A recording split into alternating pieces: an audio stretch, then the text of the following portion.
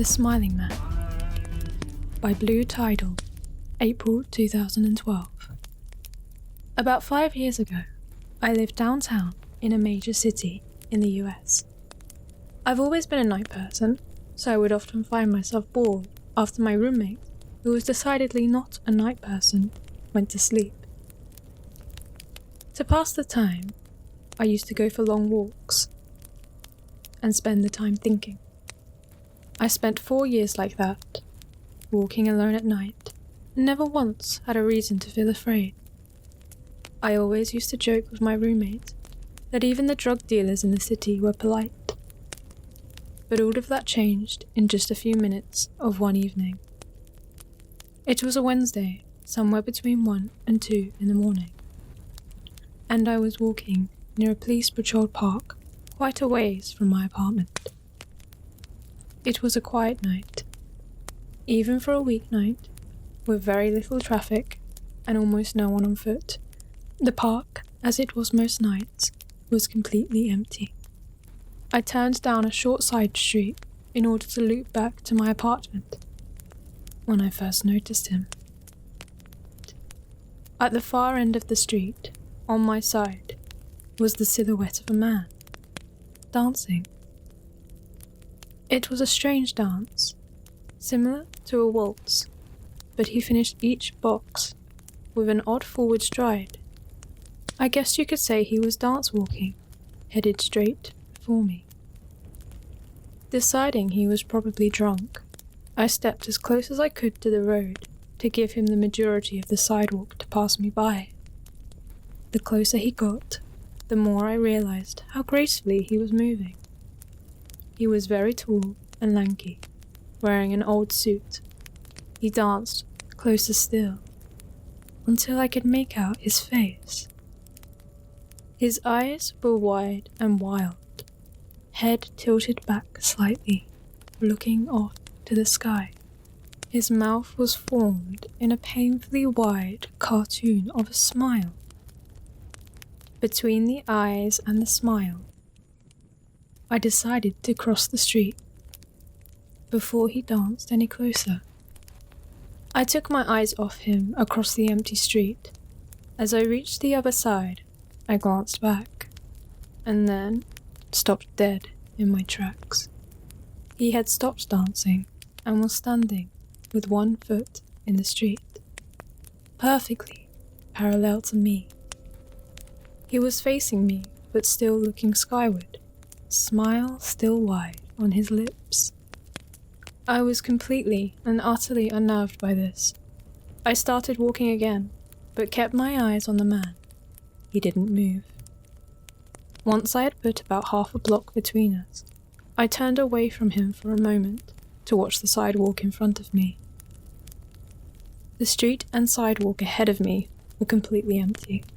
Still unnerved, I looked back to where he had been standing to find him gone. For the briefest of moments, I felt relieved, until I noticed him. He had crossed the street, and now, slightly crouched down, I couldn't tell for sure the distance and the shadows, but I was certain he was facing me. I had looked away from him for no more than 10 seconds, so it was clear he had moved fast. I was so shocked that I stood there for some time, staring at him, and then he started moving forward to me again. He took giant, exaggerated, tiptoed steps, as if he was a cartoon character sneaking up on someone. Except he was moving very, very quickly. I'd like to say at this point I ran away or pulled out my pepper spray or my cell phone or anything at all, but I didn't. I just stood there, completely frozen, as the smiling man crept towards me. And then he stopped again, about a car length away from me, still smiling his smile, still looking to the sky. When I finally found my voice, I blurted out the first thing that came to mind. What I was meant to ask was, "What the fuck do you want?" in an angry, commanding tone. What came out was a whimper. What the Regardless whether or not humans can smell fear, they can certainly hear it. I heard it in my own voice, and that only made me more afraid. But he didn't react at all. He just stood there, smiling. And then, what felt like forever, he turned away again, very slowly, and started dance walking away, just like that. Not wanting to turn my back to him again, I just watched him go, until he was far enough away to be almost out of sight.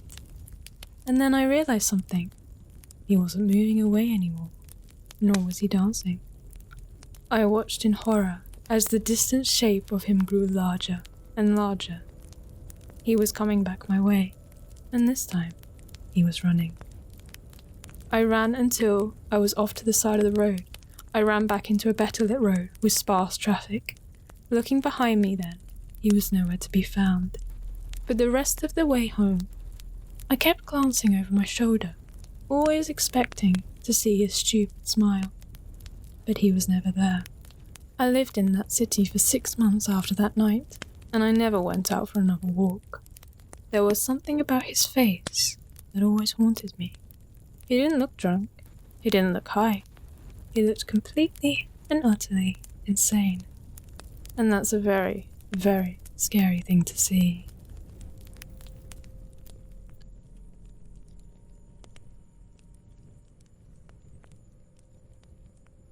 So I remember reading this creepypasta. So it's 11 years old?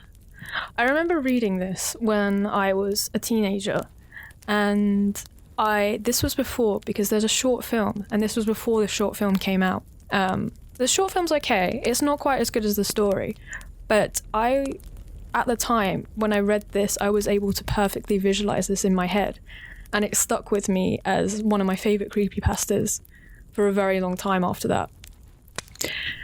There was something about it that just got under my skin. I think as a woman walking around at night, you have this kind of inbuilt defense system always up, that there seems to always be very bizarre men following around women at night. So this one particularly stuck out to me when I was a teenager.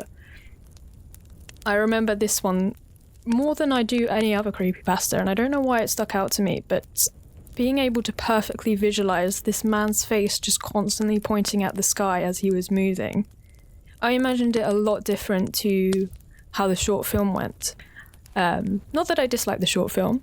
Check that out if you haven't seen it. It's pretty good, but it didn't quite line up with how bizarre I had imagined it.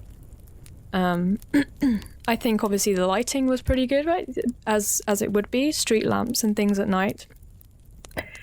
But there was just something unnerving about this character that always stuck with me for years, because I have seen very strange people walking around at night. But yes, so this episode of the podcast is a little different. Jordan is not with me this week, so we decided that I would do a reading of a creepypasta of my choosing. We went through a couple together, but I couldn't find anything that stuck out to me, so I thought, how about I read one that kind of stuck on my mind all through the years that I'd read when I was younger. Reading it back again, it's probably not aged the best. I don't know. What do you guys think?